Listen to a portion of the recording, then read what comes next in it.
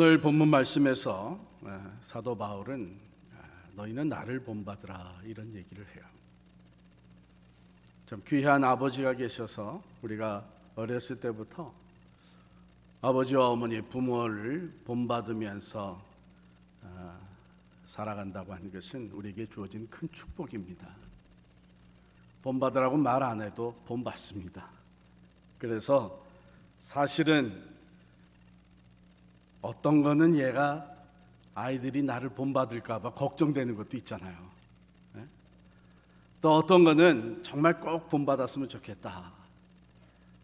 자녀들의 그 미래와 행복을 위해서 그런 것들도 있습니다. 제가 시카고에서 교회 생활할 때에 그때 성가대원으로 봉사를 했는데 성가대 이제 송년 연말 모임이 있었습니다. 연말 모임에서 예배를 간단히 드리고 식사를 잘 하고 이게 대화들을 하는데 한 장로님이 너무 피곤하셨는지 소파에 이렇게 누워서 눈을 감고 계셨어요. 진 장로님이라고 하는 분이신데, 그런데 어린 아이가 여자아이가 다른 가정의 아이가 이렇게 보더니 장로님이 눈을 감고 계시니까 엄마 아빠한테 와서 하는 얘기가 엄마 아빠 진장로 잔다 그러는 거예요. 그래서 우리가 다 웃었죠. 아마 평상시에 집에서 얘기할 때 진장로님 이렇게 얘기하지 않고 진장로 하니까 아이들도 그냥 그대로 부르는 거예요. 또 이거 실제로 있었던 일인데 어느 목사님이 신방을 가셔가지고 신방 예배를 잘 드리고 이제 식사를 준비해 놔서 식탁에 둘러앉아서 감사 식사 기도를 하셨어요.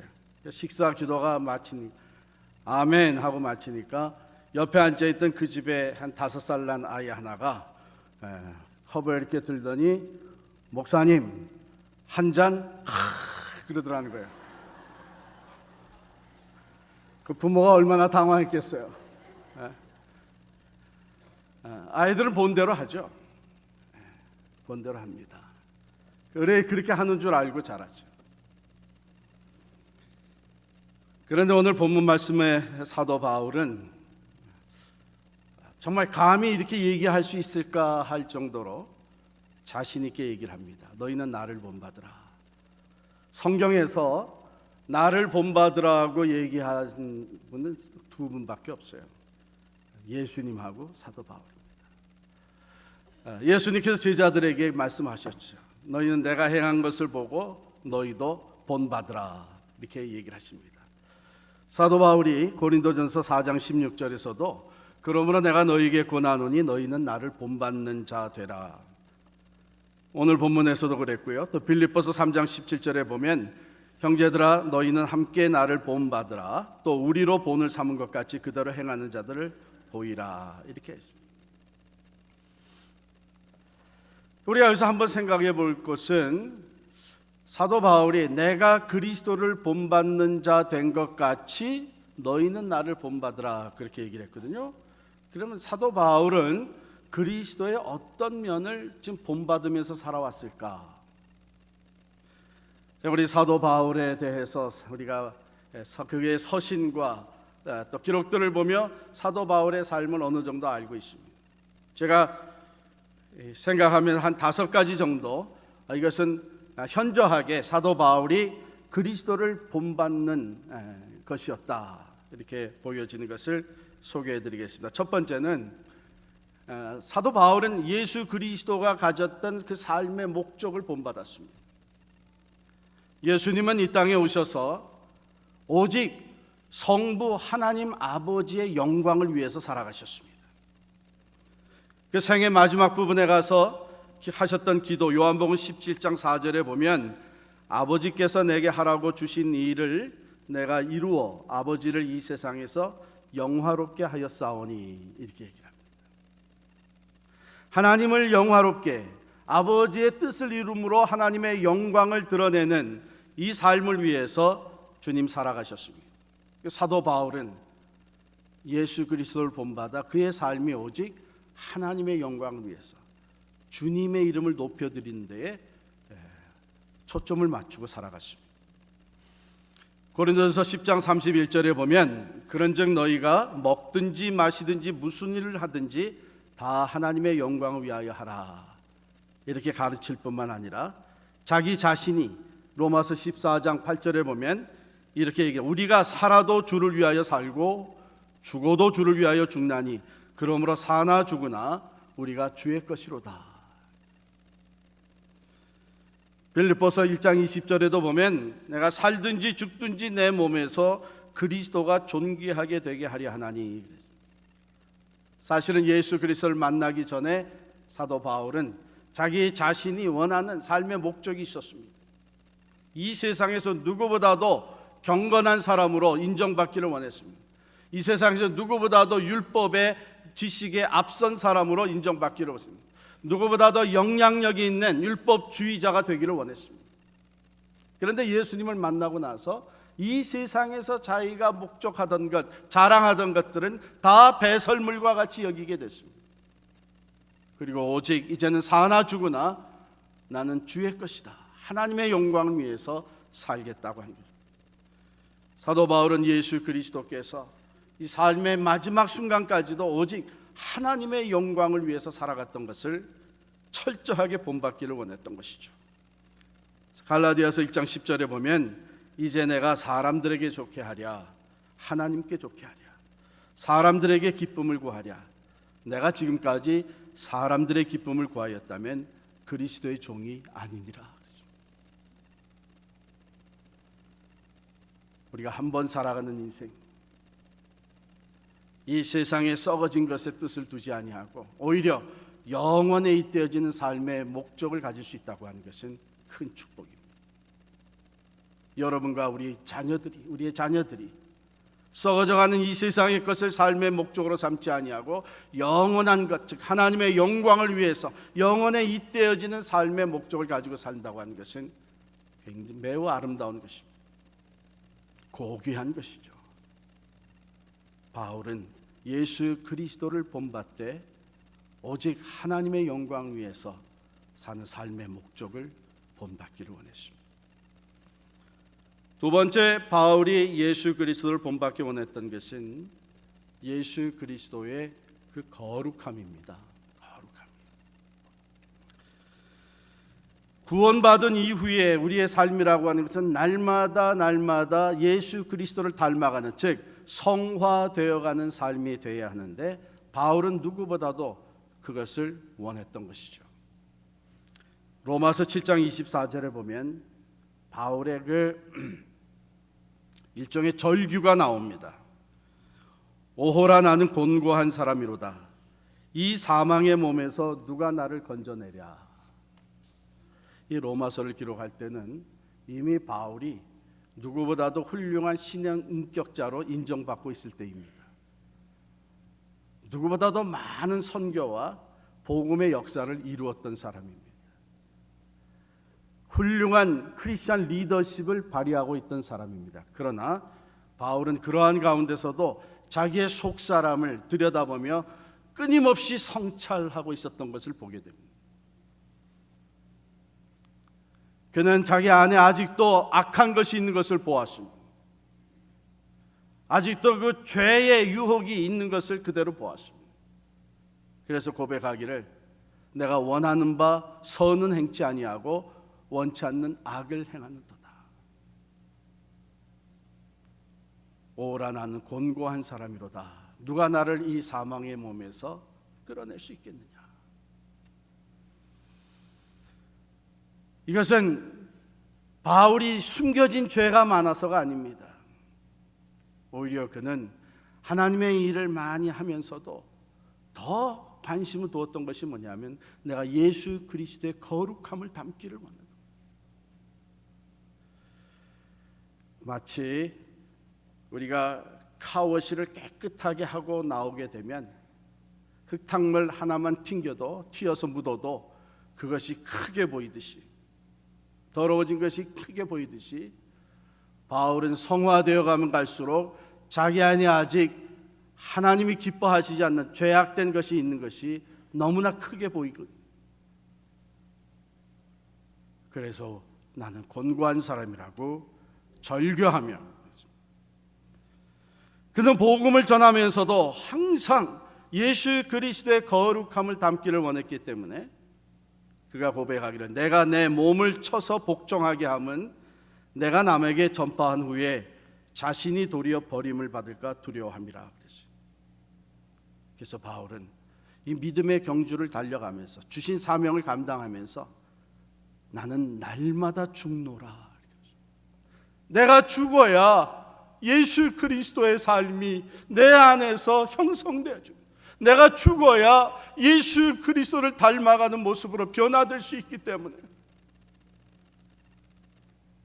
그는 하나님의 영광을 위해서 사는 예수 그리스도를 닮기 원했고, 거룩하신 주님을 진실하게 닮기를 원했습니다.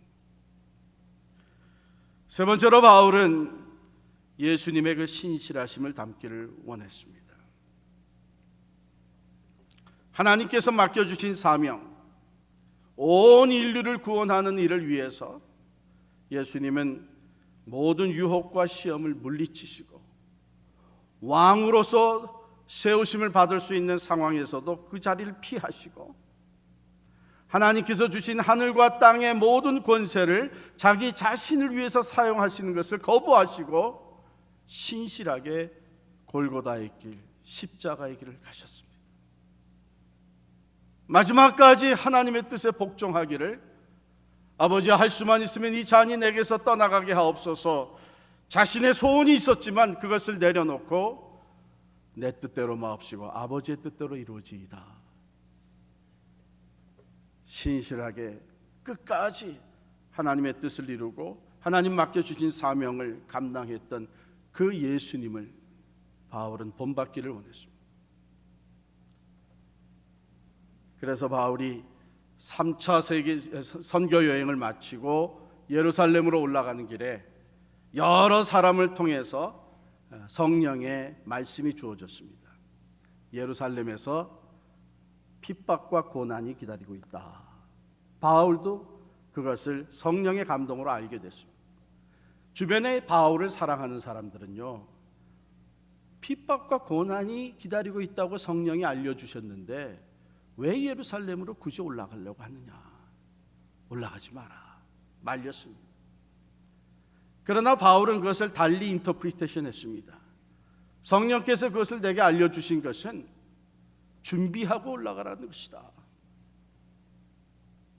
예수님이 마치 골고다를 향해 나아가실 때에 핍박과 고난과 죽음이 기다리고 있는 것을 아셨지만 아버지의 뜻을 온전히 이루기 위해서 조금도 흔들림이 없이 준비하고 나가셨던 것처럼 바울이 고백하기를 사도행전 20장 24절에 보면, 내가 달려갈 길과 주 예수께 받은 사명 곧 하나님의 은혜의 복음을 증언하는 일을 마치려 하면은 나의 생명조차 조금 더 귀한 것으로 여기지 아니하노라. 신실하게 맡겨주신 이방인의 선교, 복음을 전하는 이 일을 바울은 고난과 핍박과 죽음의 위기도 극복해가면서 감당했습니다. 마지막에 그가 사랑하는 믿음의 아들 디모데에게 편지를 쓰면서 디모데후서 4장 7절 8절에 이렇게 기록합니다. 나는 선한 싸움을 싸우고 나의 달려갈 길을 마치고 믿음을 지켰으니 이제 후로는 나를 위하여 의의 면류관이 예비되었으므로 곧 의로우신 재판장이 그날에 내게 주실 것이며 내게만 아니라 주의 나타나심을 사모하는 모든 자에게 도니라. 예수님 십자가의 길을 가신 것처럼 온 인류의 구원을 위해서 죽음도 담대하게 맞이하셨던 것처럼 바울이 그 주님의 신실하심을 담기 원해서 그는 생명까지 내어놓고 주신 사명, 이방인의 선교를 위해서 죽도록 충성하였던 것입니다. 뿐만 아니라 사도 바울은 예수님의 그 사랑을 담기를 원했습니다. 모든 사람들에게 유익이 되고 모든 사람을 섬기며 이방인뿐만 아니라 분명히 이방인의 사명을 허락하여 주셨지만은 그는 동족에 대한 사랑도 여전히 버리지 못하고 안에서 끓어오르고 있었습니다. 그래서 로마서 9장 15절을 보면은 사도 바울이 이렇게 9장 1절부터 5절에 보면은 이렇게 고백합니다. 나의 형제 곧 골육의 친척을 위하여 내 자신이 저주를 받아 그리스도에게서 끊어질지라도 원하는 바로다. 유대인 동족들의 구원을 그렇게도 원했다. 동족들 유대인들로부터 핍박과 비난을 받으면서도 그는 그들을 사랑하는 마음으로 그들의 구원을 위해서 기도하며 원했던 것입니다. 밀레도에서 이 에베소의 장로들을 초청을 해서 불러와서 이제 마지막 고별 인사를 하면서 사도 바울은 이렇게 얘기를 합니다. 사도행전 20장 35절에 범사에 여러분에게 모본을 보여준 바와 같이 수고하여 약한 사람들을 도우십시오. 그는 한 사람 한 사람, 특별히 연약한 자들을 뜨겁게 사랑하는 마음으로 섬겨. 왜?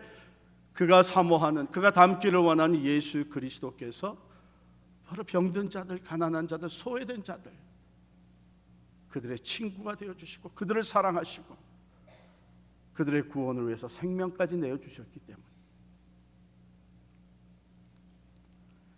그는 복음의 열정을 불태울 때에도 그것이 그냥 사명감, 의무감이 아니라 그가 고백하기를 그리스도의 사랑이 강권하시는도다. 그 그리스도의 십자가의 사랑, 희생의 사랑, 나를 위해서 생명을 쏟아바쳐 주신 그 사랑이 내 안에서 살아 움직여서 강한 포스로 나를 밀어내고 있다고 하는 표현입니다. 그는 그리스도의 그 사랑을 담기를 원했습니다. 마지막으로 사도 바울은 그리스도의 겸손을 담기를 원했던 사람입니다. 그는 고린도전서 15장 10절에서 이렇게 얘기합니다. 그러나 내가 나 된 것은 하나님의 은혜로 된 것이니 내게 주신 그의 은혜가 헛되지 아니하여 내가 모든 사도보다 더 많이 수고하였으나 내가 한 것이 아니요 오직 나와 함께 하신 하나님의 은혜로다. 모든 감사, 영광을 하나님께 올려드리면서 내가 오늘 이와 같이 하나님의 일을 할 수 있었던 것, 누구보다도 더 많은 수고를 할 수 있었던 것, 누구보다도 더 많은 일을 감당할 수 있었던 것은 전적으로 하나님의 은혜입니다. 그는 그리스도의 겸손을 온전히 담기를 원했던 것이죠. 예수 그리스도는 하늘의 영광과 보좌를, 영광의 보좌를, 하나님과 동등되심을 취할 것으로 여기지 아니하시고 자기를 낮추셨습니다. 자기를 비우셨습니다. 낮은 곳에 오셔서 섬김의 삶을 살아가셨습니다. 끝내는 제자들의 발까지 씻겨주시는 섬김의 본을, 겸손의 본을 보여주셨습니다. 그의 겸손은 마지막까지 하나님께 복종하는 것으로 나타났습니다. 자기의 생각을 다 내려놓고 죽기까지 복종하였으니 곧 십자가의 죽으심이라. 바울은 그 예수를 담기를 원했다. 바울이 초기부터 그렇게 겸손한 사람은 아니었던 것 같습니다.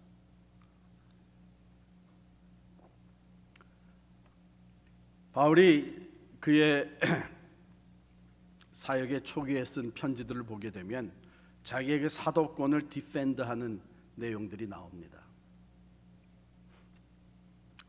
하나님의 뜻을 따라 예수 그리스도의 사도된 나 바울은, 이렇게 서신을 시작을 합니다. 왜냐하면 사도 바울의 그 사도권을 인정하지 않는 사람들이 꽤 있었어요. 네가 무슨 사도냐? 너는 12제자 중에 한 사람이 아니었는데. 그러면서 그 사도권을 인정하지 않는 사람이 있었기 때문에 바울은 나도 분명히 예수 그리스도를, 살아계신 예수, 부활하신 주님을 만났고 그 주님이 나를 이방인의 선교를 위해서 나를 택하여 주시고 나를 보내주셨다. 그래서 자기의 사도권을 디펜드했습니다.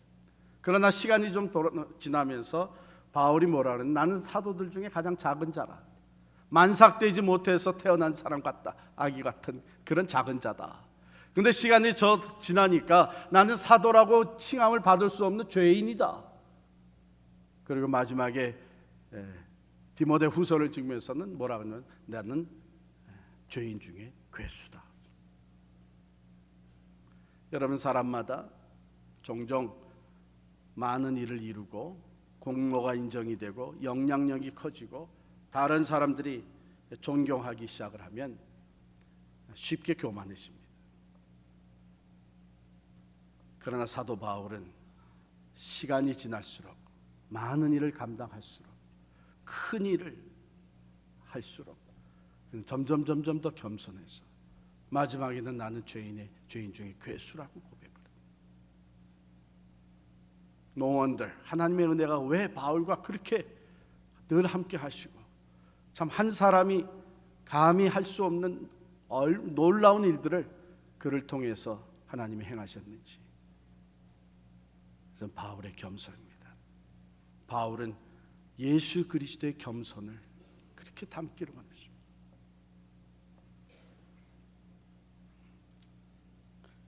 사랑하는 성도 여러분, 어떻게 생각해 보면 우리가 자녀들을 사랑하고 가정들을 위해서 내 꿈을 포기하고 5억 원을 선택하는 것 매우 귀한 일을 보입니다. 그러나 저는 우리 그리스도인들은 거기서 한 걸음 더 나가야 된다고 생각을 합니다. 통계를 보게 되면 부모의 유산을 이어받아서 남들에게 존경받는 성공적인 인생을 사는 사람들은 20%밖에 안 돼요. 오히려 나머지 80%가 없는 가운데 참으로 자수성가하고 남다른 꿈을 가지고 인내하며 노력하면서 자기의 인생을 키워갈 때에 성공적인 사람, 존경받는 리더가 될 수 있었다는 것이죠. 지금 오늘 이렇게 질문하신 것에 제가 대답을 다 했습니다. 예수님은 살아계신 하나님의 아들이시고 내 죄를 위해서 십자가에 달려 돌아가셨고 난 예수 믿음으로써 구원을 얻게 되었고 또 지금 죽는더라도 나는 천국에 갔다. 대답을 잘했습니다. 그런데 사실 목사님, 제가 질문이 있는데 목사님은 이게 정말 다 믿어집니까? 그렇게 질문하신다는 거예요. 솔직하게 내가 공부한 대로 가르쳐 준 대로 답은 했지만 나는 아직 그게 확실히 믿어지지가 않습니다. 난 그런 믿음이 아직 없습니다. 참 의아한 것은 어떻게 이것이 믿어질 수 있을까? 그 목사님이 이게 다 믿어지십니까? 그때 참 목사님이 탓하지 아니하시고 그렇게 얘기를 해주셨다는 거예요. 믿음은 하나님이 주시는 선물입니다. 사모하는 마음으로 신앙생활을 꾸준히 하다 보면 하나님께서 믿음을 주실 것입니다. 그 이후 우리 아버님은 늘 자기 자신의 믿음에 대해서, 신앙에 대해서 누구보다도 정직하려고 노력을 했습니다. 그렇기 때문에 누구보다도 진실된 이왕에 믿는 거 거짓 없는 믿음을 내가 가지고 싶다. 그런 마음을 가지고 신앙생활을 쭉 하셨습니다. 그러니까 곁에서 이제 성장해서 아버님을 볼 때에 그 아버님이 남달리 갈등하시고 발버둥 치시고 자기 자신의 내면을 들여다보면서 그 믿음의 싸움을 싸워 나가시는 것을 곁에서 볼 수 있어요. 그런데 하나님께서 변화시켜 주시고 기름 부음 받아서 장로가 되게 하시고 이제는 하나님의 말씀을 가르치는 일도 하게 하시고 참으로 기도의 능력을 인정하시면서 참 아름다운 믿음의 본을 보이실 수 있도록 은혜를 주셨습니다. 제가 아버님을 닮고 싶은 것이 있다면 나도 더욱더 진실된 믿음의 소유자가 될 수 있기를 바랍니다. 사랑하는 성도 여러분, 여러분과 제가 우리 자녀들에게 남겨줄 수 있는 가장 귀한 유산, 내가 그리스도를 본받는 자 된 것 같이 너희는 나를 본받는 자가 되라. 내가 완전해서 하는 얘기는 아니다. 아버지도 여전히 부족하고 여전히 잘못을 저지르기도 하고 실수도 한다. 그러나 아버지는 오늘도 내일도 어제보다 더 예수님을 닮기를 원하니, 그러니 너도 아버지를 본받아서 그리스도를 닮아가는 사람이 되어라.